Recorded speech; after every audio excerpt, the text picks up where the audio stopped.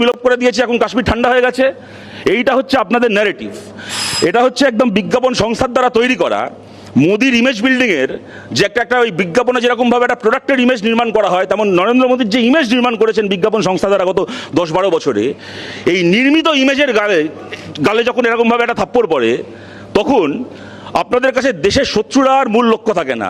যেন তেন প্রকারে বিজ্ঞাপন দ্বারা নির্মিত মোদির এই ইমেজকে রক্ষা করাটাই তখন আপনাদের প্রায়োরিটি হয়ে যায়। সেই কারণে দেশের মানুষকে আপনাদেরকে আক্রমণ করতে হয়।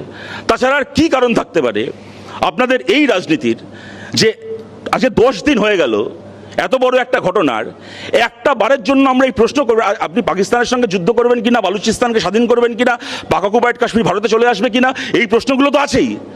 কিন্তু প্রথম প্রশ্ন তো ওই 4 জন জঙ্গি গেল কোথায়? যখন এলো তখন আটকানো গেল না, কোথায় চলে গেল খুঁজে পাওয়া যাচ্ছে না। এই প্রশ্নটাকে বাদ দিয়ে বাকি যাবতীয় প্রশ্ন এনারা করবেন, তারপরে দেশদ্রোহী হয়ে যাব আমরা। সুতরাং আমি এটাই বলছি যে যদি আমাদের আলোচনাটা আজকে এই স্পিরিটে চলতে পারতো, আমরা সবাই একসঙ্গে এক হয়ে এক কথা বলতে পারতাম, তাহলে সেটা দেশের জন্য ভালো হতো, সেটা আমাদের সবার জন্য ভালো হতো। কিন্তু আপনারা চান না দেশের মানুষের এই ঐক্য। যে কোনো সরকার এরকম একটা পরিস্থিতিতে দেশের মানুষকে নিজের সম্পদ মনে করবে, দেশের মানুষকে নিজের কমরেড মনে করবে, দেশের মানুষকে নিজের সহযোদ্ধা মনে করবে।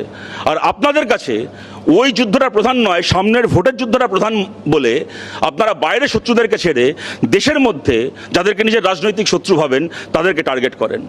এটাই আমাদের আক্ষেপ, এটাই আমাদের লজ্জা।